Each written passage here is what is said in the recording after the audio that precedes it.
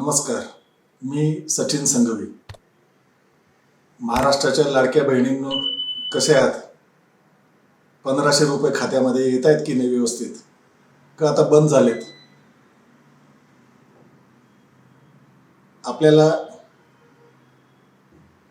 तुम्हाला 1500 रुपये फुकट घेण्यामध्ये इंटरेस्ट आहे का रोजगार मिळण्यामध्ये व महागाई कमी होण्यामध्ये तुम्हाला इंटरेस्ट आहे? ते आपण स्वतः विचार केलं पाहिजे. तुम्हाला जे 1500 रुपये महिना जे आता मागच्या 3-4 महिन्यापासून जे सुरू झालेत, का त्यांना जेव्हा 2.5 वर्षापूर्वी यांची महायुती सरकार आली होती त्यावेळेस त्यांना त्यांच्या बहिणींची आठवण का नाही झाली? त्यांना लोकसभेमध्ये ज्या महाराष्ट्राच्या जनतेने धूळ चारली त्यानंतरच तुमची आठवण यावी का? हा सगळ्यात मोठा सवाल आहे. त्यामुळे तुम्ही तो विचार केला पाहिजे. कारण महाराष्ट्रातल्या ज्या भगिनी आहेत त्या फार स्वाभिमानी आहेत. त्या शेतमजुरी करतील, लोकांच्या घरी घरकाम करतील किंवा कुठे नोकरी करतील, कुठे टाईपरायटर म्हणून नोकरी करतील किंवा कॉम्प्युटर ऑपरेटर म्हणून नोकरी करतील. पण त्या स्वतःचं उदरनिर्वाह करण्यासाठी स्वतः स्वयंरोजगार करत किंवा कुठेतरी नोकरी करून ते स्वाभिमानाने जीवन जगण्याचा आपल्या महाराष्ट्रातल्या भगिनींचा हा पायंडा असलेला आहे. त्यामुळे तुम्ही ह्या सर्व गोष्टींकडे विचार केला पाहिजे की हे आपल्याला यांना आत्ताच का तुमची आठवण आली? आता जे 1500 रुपये महिना तुम्हाला मिळतोय, तर त्या 1500 रुपये महिन्याच्या बदल्यात तुम्हाला महागाई जाणवत नाही का?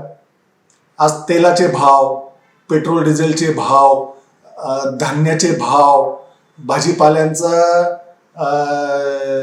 भाव, हे वगैरे सगळे जे काही महागाई झाली आहे त्या महागाईच्या समोर हे 1500 रुपये तुम्हाला पुरेपूर वाटतायत का? ते 1500 रुपयात तुमचं भागतंय का? ह्याबद्दल आपण आधी विचार केला पाहिजे. आता ही महागाई का वाढली आहे याच्या मागे अनेक कारणं आहेत. ही महागाई वाढण्याच्या मागे एक तर सगळ्यात पहिले डॉलरचा रेट जो महागला आहे तो त्याच्यामुळे महागाई वाढत आहे. दुसरी गोष्ट, एक जी सगळ्यात महत्त्वाची गोष्ट आहे की 2020 साली 17 ऑगस्ट 2020 साली यांनी इसेन्शियल कमोडिटी ॲक्ट 1955 मध्ये दुरुस्ती केली होती, ज्याच्यामध्ये पूर्वी तेलबिया ज्याच्यापासून आपण जे खाद्यतेल बनवतो ते, धान्य किंवा पेट्रोल डिझेल यांच्यावर सरकारी नियंत्रण होतं. आता ते त्यांनी 17 ऑगस्ट 2020 नंतर त्या कायद्यामध्ये अमेंडमेंट करून त्याच्यामध्ये बदलाव करून त्यांनी ते प्रायव्हेट पार्टीज किंवा त्याचं पूर्ण प्रायव्हेटायझेशन करून टाकलं. त्याच्यामुळे आज ही जी तुम्हाला महागाई दिसते, जाणवते, त्याच्या मागे मूळ कारण आहे अदानी अदानी अदानी. आता हे कसं? 2020ला 17 ऑगस्ट 2020ला जेव्हा हा कायदा पारित करण्यात आला किंवा त्या 1955च्या कायद्यामध्ये जेव्हा त्याचं अमेंडमेंट करण्यात आलं, त्यानंतरच लगेच 2021 साली अदानीने फक्त मुंबईमध्ये 53,400 स्क्वेअर फूटचा गोडाऊन बांधलेत. आणि आता जो इथे तुम्ही शेतमाल जो बाजारपेठांमध्ये घेऊन जातात, आणि हा फक्त मुंबईचा आकडा आहे, पूर्ण भारतामध्ये त्याने असे त्याचे स्वतःचे वेअर हाऊस बनवले आहेत, जिथे आता तुम्ही जो शेतमाल बाजारपेठेत विकायला घेऊन जातात, ज्या आडत्याकडे घेऊन जातात, ते आडत्यांनी त्याचे भाव तुम्हाला इतके कमी दिलेत. आणि ज्या वेळेस आपला कापूस निघतो, ज्या वेळेस आपली सोयाबीन निघते किंवा ज्या वेळेस आपला भुईमुग निघतो, ज्या वेळेस सगळ्या प्रकारच्या तेलबियांचं जेव्हा शेतीतून उत्पादन निघतं, त्यावेळेस हे नेमके इम्पोर्ट करून त्याचा बाजारपेठेमध्ये त्याचा भाव उतरवून त्यांचा शेतमालाचा भाव उतरवून टाकतात आणि शेतमालाला बिलकुल भाव देत नाही. मग ते बाजारपेठांमध्ये मार्केट यार्डमध्ये तुम्हाला ते तिथले व्यापारी तुमचं शोषण करतात. तो कमी दरात माल घेतात.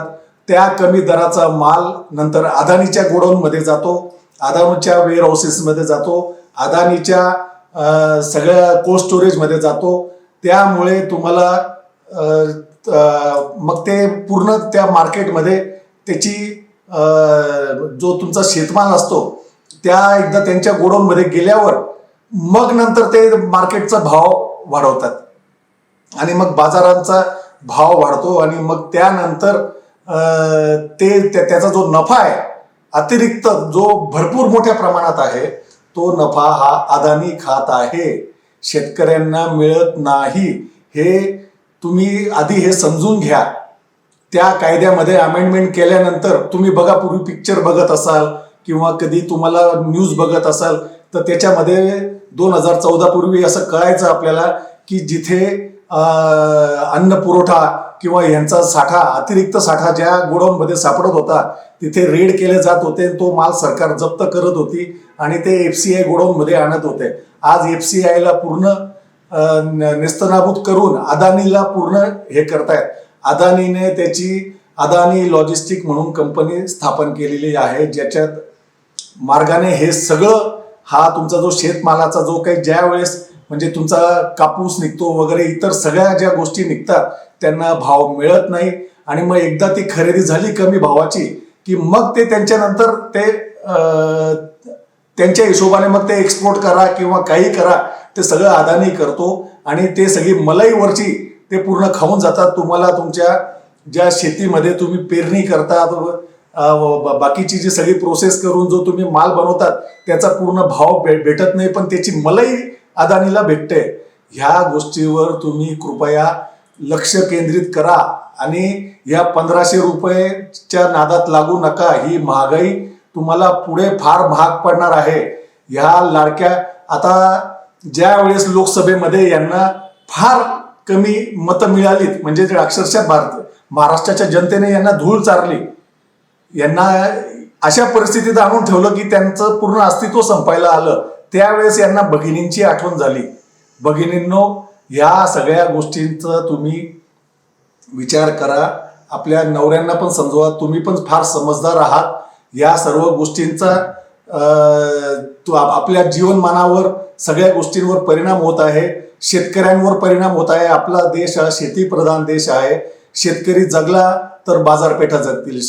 शेतकऱ्याकडे पैसा आला तर तो बाजारपेठेत पैसा येतो. बाजारपेठेत पैसा आला तर मग ते त्यांच्या मुलींचे लग्न करतात किंवा त्यांचं काही अजून बाकीचे काही असतात किंवा ते मोटरसायकल घेतात, TV घेतात, फ्रीज घेतात.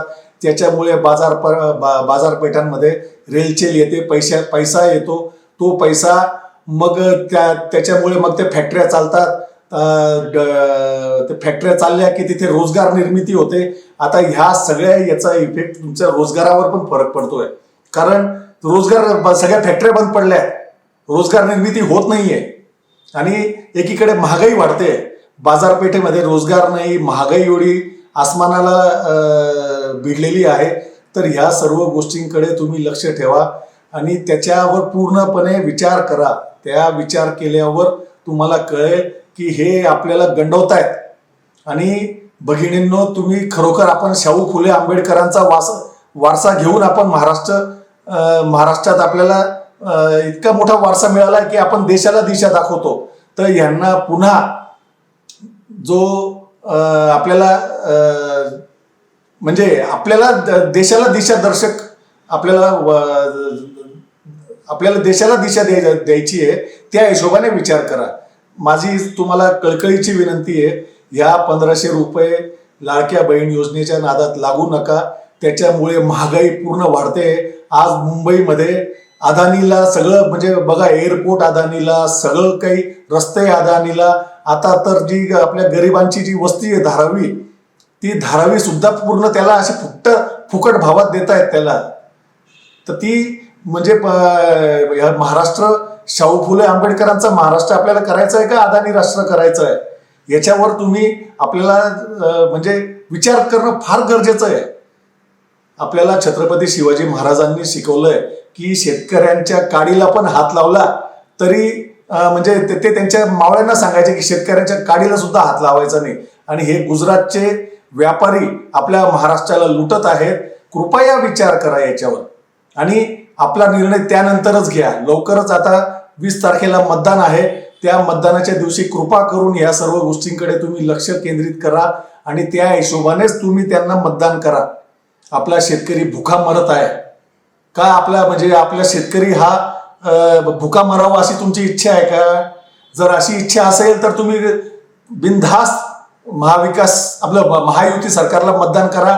या सगळ्या ब्राह्मण्यवाद्यांना मतदान करा जे तुम्हाला कमी लेखतात, ज्यांनी छत्रपती शिवाजी महाराजांना सुद्धा क्षुद्र म्हटलं होतं, शाहू महाराजांना पण क्षुद्र म्हटलं होतं. अशा लोकांची सत्ता तुम्हाला आणायची आहे का? तर मग तुम्ही त्या हिशोबाने विचार करू शकतात. बाकी लोकशाही आहे, मी माझं मत मांडलं आहे आणि आता तुम्ही तुमचं मत कोणाला द्यायचं ते तुम्ही ठरवू शकतात. मी जोर जबरदस्ती तर करू शकत नाही. त्या हिशोबाने तुम्ही पुढचा विचार करा व आपला निर्णय घ्या.